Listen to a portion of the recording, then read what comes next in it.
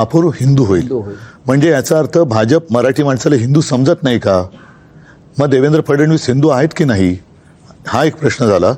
आणि संयुक्त महाराष्ट्राच्या वेळेला मराठी माणसांवरती गोळ्या घालणारा माणूस हा मोरारजी देसाई हा हिंदू होता की नव्हता? मराठी माणूस जेव्हा रस्त्यावरती उतरला होता तेव्हा 107 रेकॉर्डवरती हुतात्मे झालेत. पण त्यांनी नंतर पोलिसांना सांगितले की तुम्हाला गोळ्या दिल्या आहेत ते माणसं मारण्यासाठी दिलेल्या आहेत, गोळी वाया घालू नका.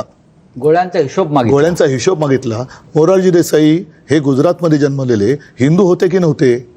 आणि मराठी माणूस हा हिंदू आहे की नाही हे देवेंद्र फडणवीसांनी सांगावं. याचं कारण असं की ज्या वेळेला मोदींना अटल बिहारी वाजपेयी केराच्या टोपलीत टाकत होते तेव्हा त्यांना वाचवणारे हिंदू हृदय सम्राट शिवसेना प्रमुख बाळासाहेब ठाकरे हा अस्सल मराठी माणूस होता. त्याच्यामुळे त्यांनी हिंदू मराठी याच्यामध्ये जी काही गफलत करण्याचा प्रयत्न चालवला ना तो पहिला बंद करावा. आणि देवेंद्र फडणवीसांनी सांगावं की मराठी आणि हिंदू म्हणजे काय? मराठी हिंदूच आहे.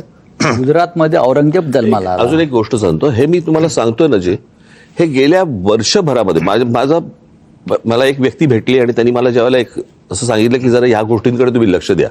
मी मगाशी जे म्हटलं नाही का 24 ते 25 2024 ते 2025 हा जो 1 वर्षाचा काळ आहे, या 1 वर्षाचा काळाचा आलेख मी आता पुढे मांडणार आहे.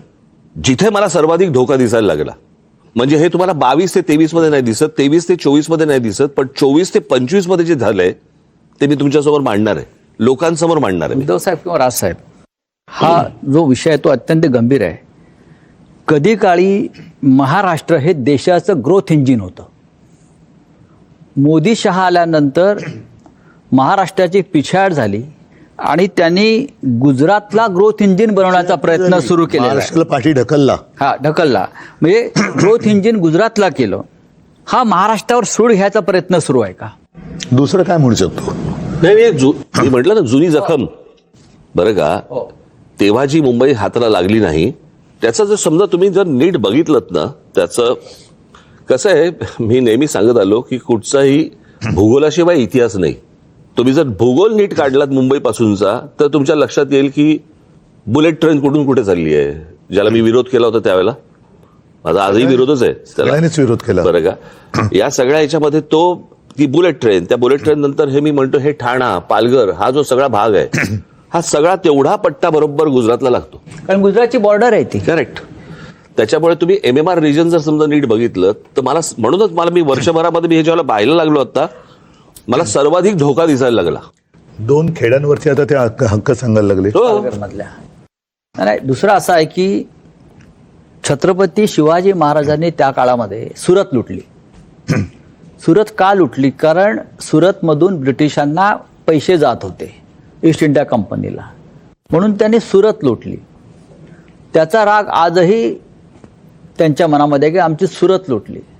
त्याचा बदला म्हणून ते मुंबई लुटतायत का, हा माझ्या मनात प्रश्न आहे आणि मराठी माणसाच्या मनात प्रश्न आहे.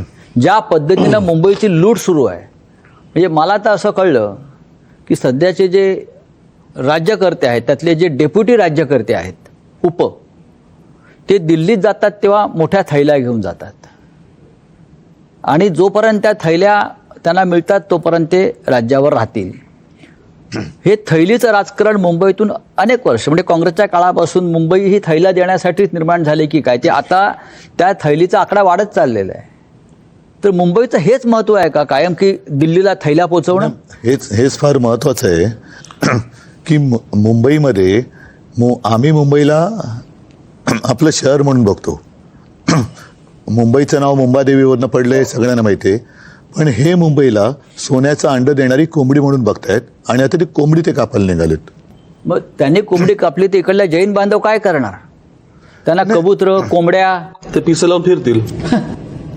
कारण मुंबईसाठी तो अत्यंत गंभीर प्रश्न आहे. हा वेगळा. मला काय म्हणायचं, मी परवा दिवशी म्हटलं ना, मला असं वाटतं महाराष्ट्रामधले जे आमचे विरोधकही असतील, जे कोणी असतील, मला असं वाटतं महाराष्ट्रामधल्या प्रत्येक पक्षातल्या राजकारण्यांनी या गोष्टींचा विचार करणं गरजेचं आहे की हे आत्ता नेमकं काय चालू आहे आणि महाराष्ट्राभोवतीचा हा काय विळखा आहे हा मला असं वाटतं प्रत्येकाने ओळखला पाहिजे.